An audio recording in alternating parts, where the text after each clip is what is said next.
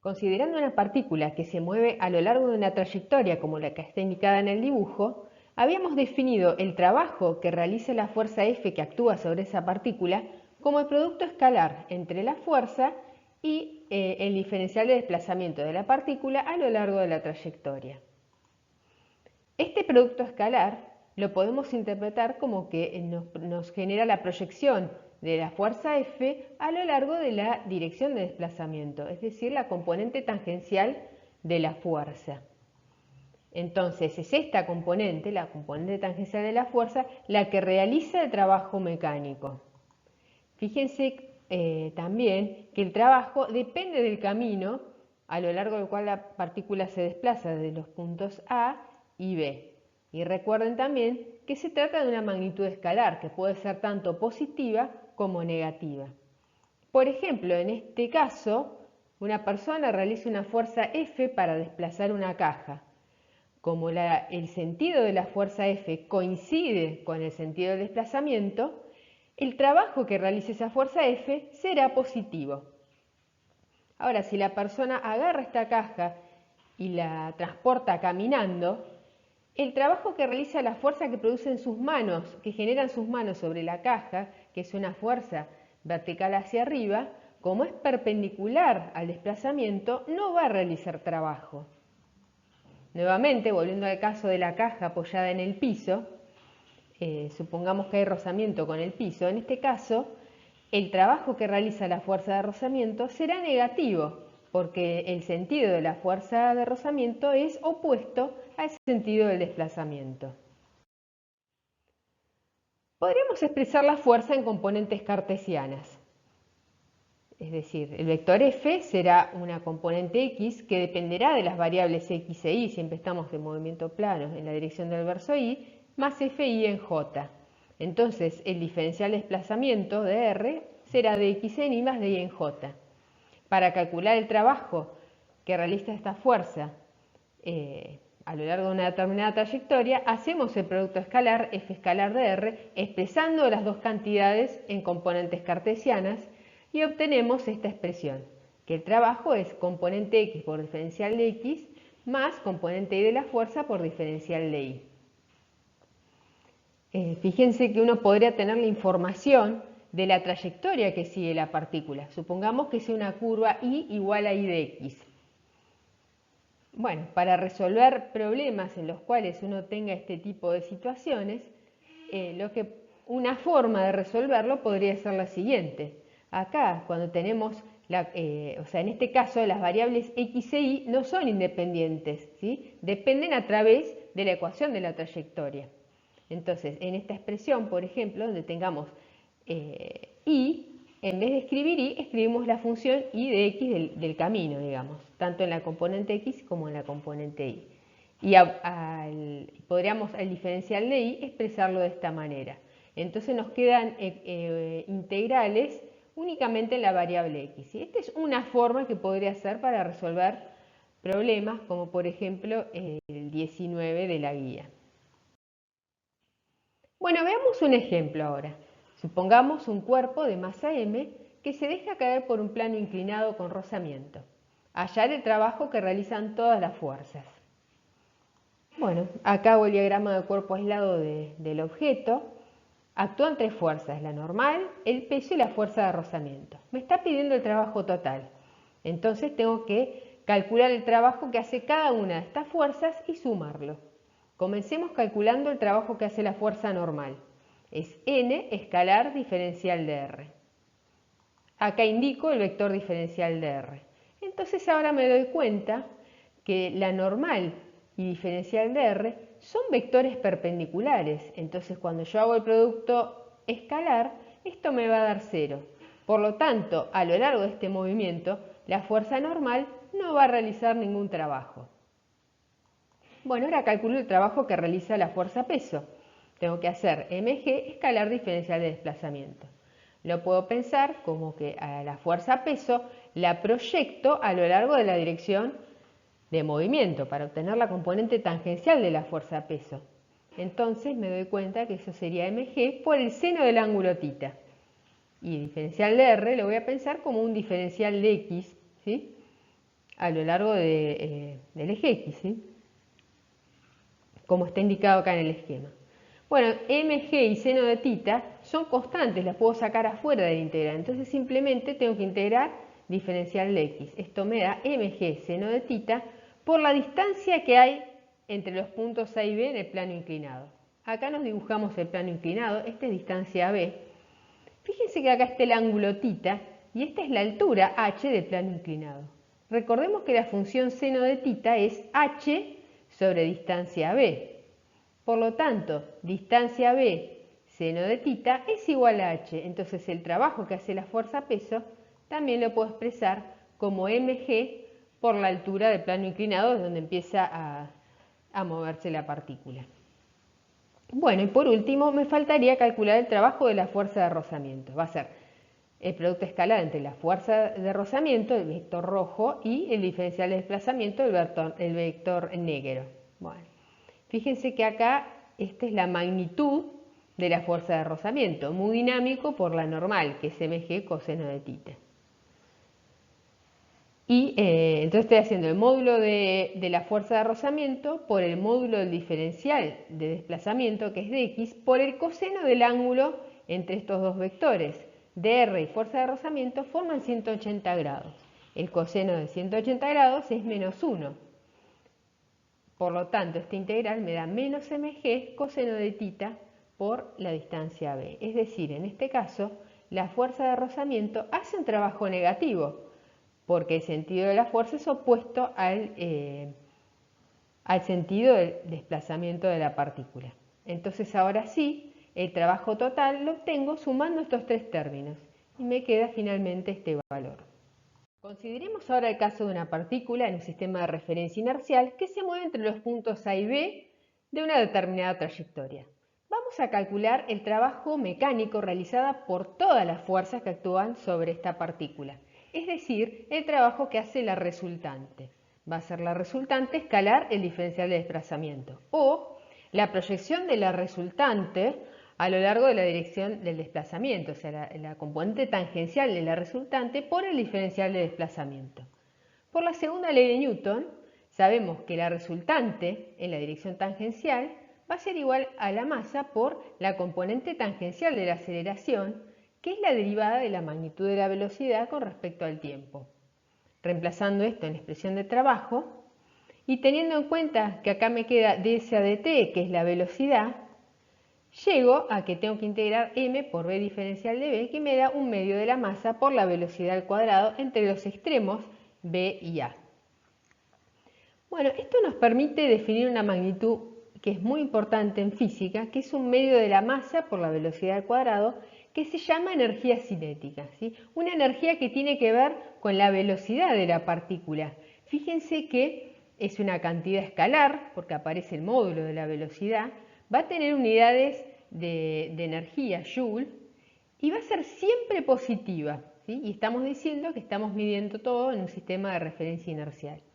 Entonces, volviendo a la expresión del trabajo y teniendo en cuenta esta definición de la energía cinética, llegamos a la conclusión que el trabajo total, o sea, el trabajo que realizan todas las fuerzas que actúan sobre esta partícula, cuando la partícula se desplaza de los puntos A y B, es igual a la correspondiente variación de la energía cinética de la partícula, ¿sí? Esto nos está indicando que si hay un trabajo neto, un trabajo resultante de la resultante sobre esta partícula, lo que va a ocurrir es que esta partícula va a cambiar su energía cinética, ¿sí? Va a cambiar su velocidad.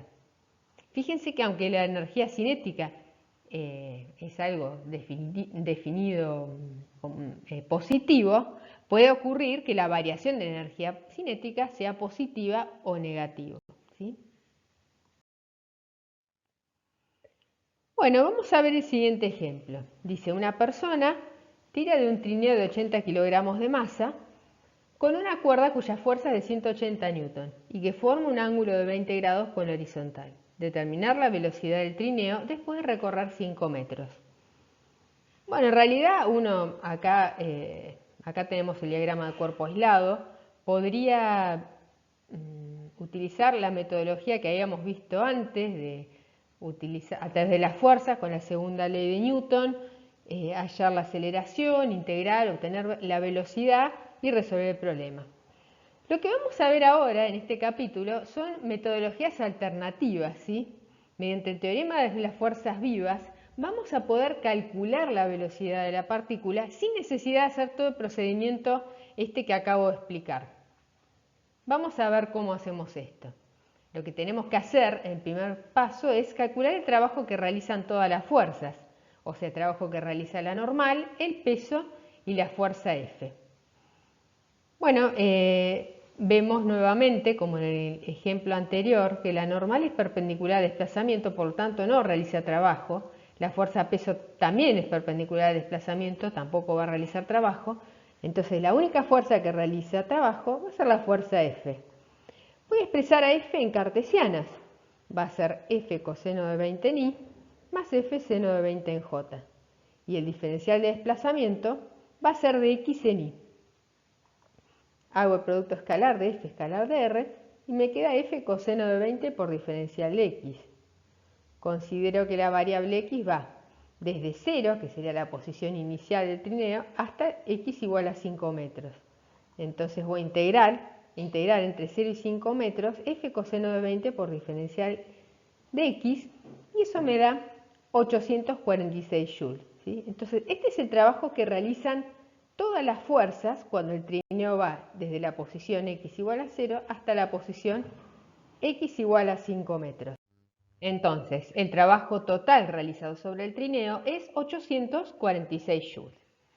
Ahora vamos a utilizar el teorema de las fuerzas vivas, que dice que el trabajo que realizan todas las fuerzas cuando un objeto se desplaza desde A hasta B es igual a la energía cinética en B menos la energía cinética en A. En nuestro caso, el trabajo total va a ser igual a 1/2 de la masa por la velocidad de la partícula al cuadrado cuando está a los 5 metros, esa sería la velocidad final, menos 1/2 de la masa por la velocidad inicial al cuadrado.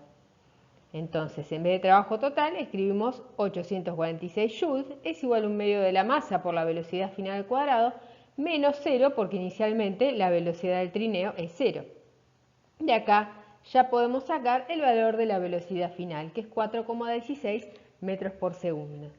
Entonces fíjense que utilizando esta metodología, es decir, el teorema de las fuerzas vivas, pudimos calcular un valor de la velocidad utilizando magnitudes escalares, las cuales en general son más sencillas de manipular que las magnitudes vectoriales. Bueno, con lo que vimos hasta acá, pueden completar ya los problemas 8, 9 y 10 de la guía. Les quería comentar una cosita nomás para ayudarlos sobre el problema 8. Fíjense que dice, 2 automóviles, uno a cada lado de un río, tiran una lancha de 10 toneladas a velocidad constante, una distancia de 10 kilómetros. Uno de ellos, bueno, sigue la descripción. ¿Qué les quiero comentar de este problema? Prestar atención en esto, ¿sí? Que la lancha se mueve a velocidad constante, ¿sí? Esto significa que la aceleración de la lancha va a ser 0. Entonces, ¿qué podemos decir de la fuerza neta? Bueno, nada, les dejo esto para que lo piensen cuando terminen de resolver este problema. Hay ciertos tipos de fuerzas especiales, tales que si uno calcula el trabajo para ir de un punto a otro a través de distintos caminos, el trabajo da siempre lo mismo.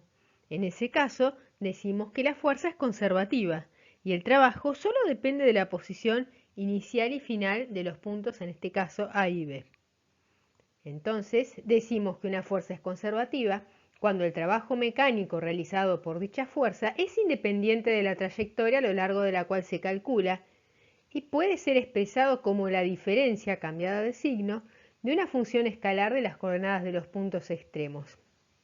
Entonces el trabajo quedaría expresado así, ¿sí? Esto simplemente lo que nos dice es que el trabajo solamente depende de la posición final y de la posición inicial y no de los puntos intermedios, o sea, no de camino. A esta función phi, que es una función escalar, la llamamos función energía potencial asociada a esa fuerza. Depende solo de la posición y del tipo de fuerza. Fíjense entonces que el trabajo realizado por una fuerza conservativa a lo largo de una trayectoria cerrada es nulo. O sea, si voy del punto A hacia el punto B y luego vuelvo hacia el punto A, el trabajo lo pienso como que es el trabajo para ir de A hasta B, más el trabajo para ir desde B hasta A. También está la notación, esta es la notación que implica una integral curvilínea a lo largo de una curva cerrada, ¿sí? Esto lo que nos está diciendo es que el trabajo a lo largo de una curva cerrada debe ser cero. También lo podemos interpretar como que el trabajo para ir desde A hasta B es menos el trabajo para ir de B a A. Ejemplos de fuerzas conservativas son la fuerza gravitatoria y la fuerza elástica. Ahora vamos a ver algunos resultados sobre las propiedades de los campos de fuerzas conservativos. En el archivo PDF esto va a estar más explayado, ¿sí? Dijimos entonces que cuando una fuerza es conservativa, el trabajo que hace es menos la variación de energía potencial. Miremos esta expresión. La integral de f escalar diferencial de r me da una función evaluada en RB menos la misma función evaluada en RA. Bueno, la verdad que yo podría pensar que lo que está dentro de la integral es directamente menos diferencial de phi, ¿sí? De acá uno puede deducir la relación que hay entre la fuerza F, que es un vector, y la función energía potencial. La relación es esta es la que nos va a importar y la que vamos a utilizar. La fuerza, el vector fuerza, es igual a menos el gradiente de la función energía potencial. El operador gradiente actúa sobre una función escalar y genera un vector. Si no se acuerdan, acá tenemos la expresión. La componente x del vector f será entonces menos la derivada parcial de phi con respecto a x. La componente y del vector f va a ser menos la derivada de phi con respecto a y. Bueno, y si la fuerza es conservativa, otra cosa que se verifica es que las derivadas cruzadas de la función energía potencial son iguales. O sea, si yo a phi la derivo primero con respecto a x y después con respecto a y, me tiene que dar lo mismo que si a phi lo derivo primero con respecto a y y después con respecto a x, lo que se llama las derivadas segundas cruzadas. Eso nos lleva a lo que nos importa a nosotros, a esta condición, que si una fuerza es conservativa, entonces la componente x de la fuerza, si yo la derivo con respecto a y, me tiene que dar lo mismo que si yo a la componente y de la fuerza la derivo con respecto a x. ¿Por qué estamos viendo esto? Porque nos sirve como una herramienta para comprobar si un campo de fuerza es conservativo o no. Vamos a ver ahora específicamente para la fuerza gravitatoria cuál es la función energía potencial asociada. Para eso consideremos una partícula que se mueve a lo largo de una trayectoria plana sometida a la fuerza gravitatoria. Si yo calculo el trabajo que realiza la fuerza gravitatoria cuando la partícula se mueve a lo largo de la curva del punto A hasta el punto B, tengo que hacer la integral entre A y B por este camino de la fuerza gravitatoria escalar diferencial de desplazamiento. Si a la fuerza gravitatoria la expreso en cartesianas, es menos mg en j, con los ejes como oriente a y, y el diferencial de r es de x en y más de y en j. Cuando hago el producto escalar, solo me queda la parte en j, digamos, me queda menos mg por diferencial de y, y la variable sí, vamos entre ia y ib. Como mg es constante, directamente me queda menos mg por el valor de y en el punto B menos mg por y en A.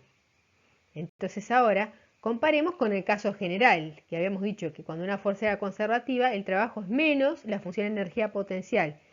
En este caso evaluada en IB menos la energía potencial evaluada en IA. Si comparo esto con la ecuación que está en un renglón más arriba, llego a la conclusión que la energía potencial pareciera que es mg por I.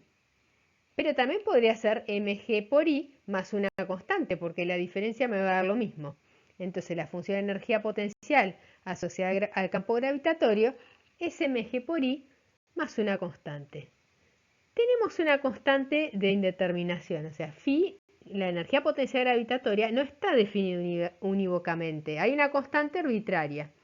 Lo que se hace es elegir un nivel de referencia en el cual la energía potencial sea igual a cero. ¿Sí? Un nivel de referencia el que uno elija, cualquiera. ¿Sí? Entonces, en ese caso, La energía potencia gravitatoria directamente es mg por I, ¿sí? Y uno tiene que aclarar, cuando está resolviendo el problema, dónde está el cero de la energía potencial gravitatoria. Fíjense que lo que va a tener sentido físico es la diferencia de energía potencial, ¿sí? Y en general, fíjense la expresión, cuando un cuerpo sube, la energía potencial va a ir aumentando. También podemos ver la energía potencial asociada al campo gravitatorio de largo alcance, cuando la fuerza, digamos, conseguimos la ley de gravitación, que la fuerza gravitatoria disminuye como una constante sobre r cuadrado. Bueno, hacemos lo mismo, voy de un punto A hasta un punto B, hago fuerza gravitatoria escalar diferencial de R, como uso polares, el diferencial de R me queda así, parece un poco complicado, pero no se preocupen por la parte de diferencial de tita, porque ahora cuando veo producto escalar esa parte se me va, ¿sí?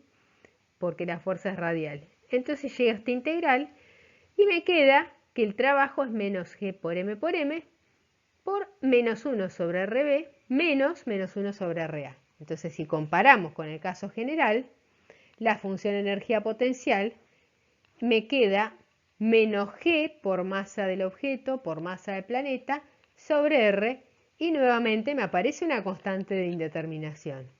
En general se acostumbra a tomar nula la energía potencial gravitatoria cuando R tiende a infinito, con lo cual la energía potencial es menos G por masa de la partícula, por masa del planeta, sobre R. Esta es la expresión de energía potencial gravitatoria de largo alcance. Otra fuerza que es conservativa, hemos dicho que es la fuerza elástica. Bueno, veamos cómo es la expresión de la energía potencial elástica. Nuevamente voy a plantear el trabajo. Considero el caso de un resorte orientado horizontalmente. Pongo el 0 de mi coordenada x en la posición en la cual el resorte está sin deformar. De esta manera, la fuerza elástica me queda menos k por x, es decir, x coincide en este caso con la deformación. Y el diferencial de desplazamiento de r será de x en y. Cuando hago el producto escalar directamente me queda menos k por x diferencial de x. Y eso es lo que integro. Me queda menos 1 medio de k por x al cuadrado evaluado en los dos extremos, ¿sí?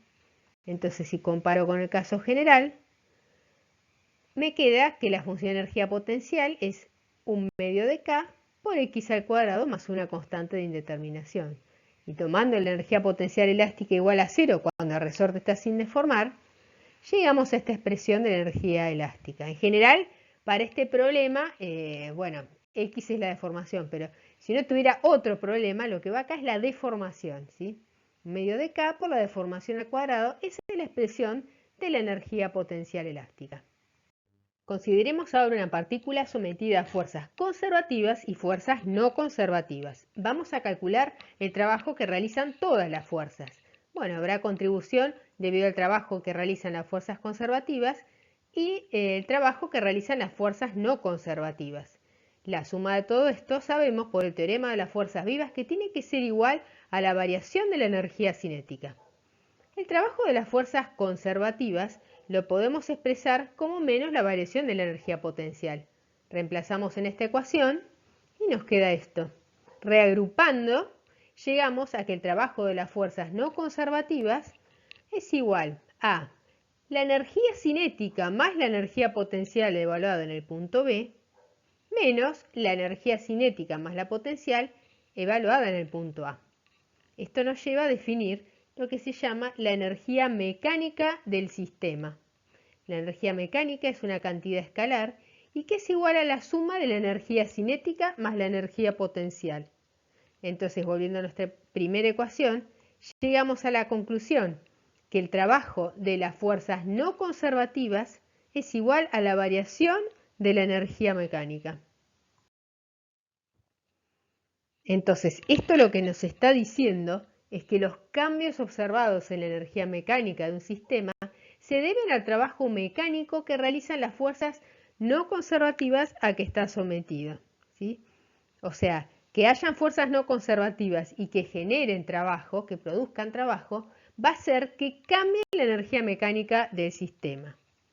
Por otro lado, si el trabajo realizado por la resultante de las fuerzas no conservativas es nulo, o bien si la totalidad de las fuerzas actuantes es conservativa, entonces la energía mecánica del sistema permanecerá constante e igual al valor que tenía en el instante inicial. Esto es lo que se llama teorema de conservación de la energía mecánica, ¿sí? Bueno, fíjense que la conservación de la energía mecánica no implica la conservación de la energía cinética y potencial de la partícula, implica la conservación de la suma de ambas magnitudes, ¿sí?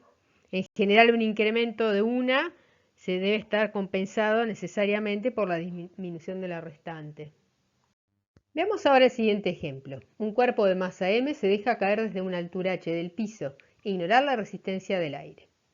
Sabemos que la única fuerza que actúa es la fuerza gravitatoria y que es conservativa. Por lo tanto, el sistema va a ser conservativo, es decir, la energía mecánica va a permanecer constante. Como está la fuerza-peso, va a estar involucrada la energía potencial gravitatoria. Acuérdense que dijimos que teníamos que elegir el cero, un nivel de referencia. Bueno, vamos a elegirlo en el piso. Bueno, apenas se suelta el objeto desde una altura h, la energía potencial va a ser igual a mg por h.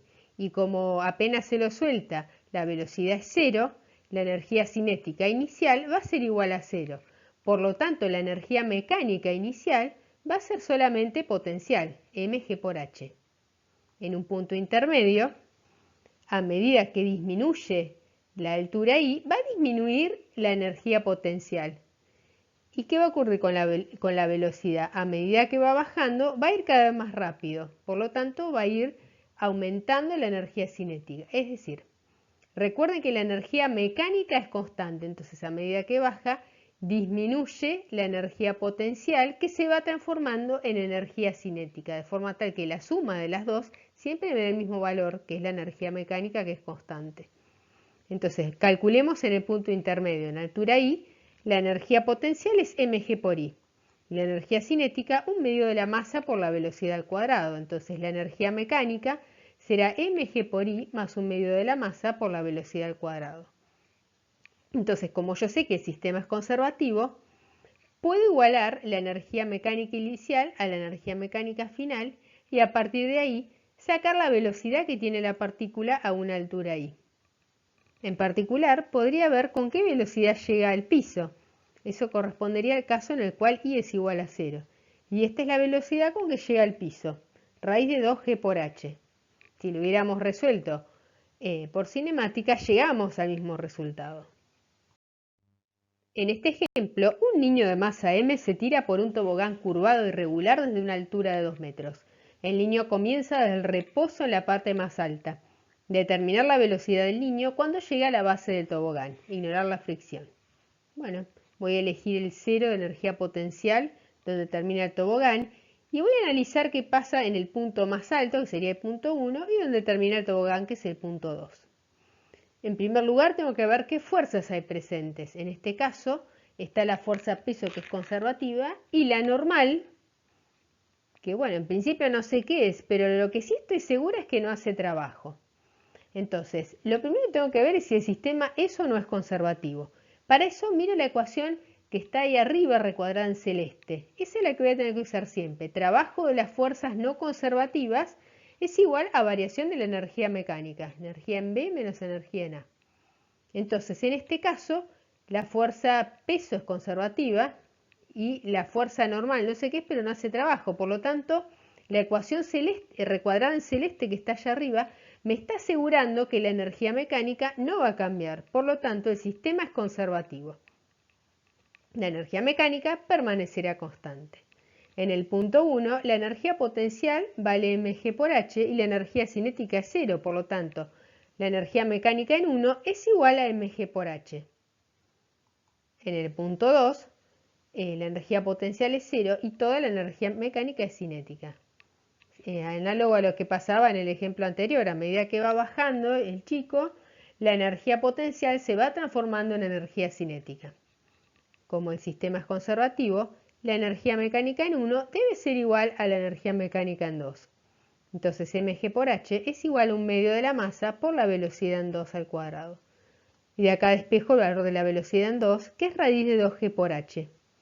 Fíjense que esto es exactamente el mismo resultado que vimos en el ejemplo 7. O sea, la velocidad es la misma que si hubiera caído verticalmente. Entonces, fíjense qué sencillo es resolver los problemas con energía. Imagínense resolver esto con dinámica. El tobogán es totalmente irregular, la dirección de la normal va a ir cambiando, sería muy complicado. Sin embargo, con energía, con una sola ecuación y muy fácilmente, se puede resolver los problemas.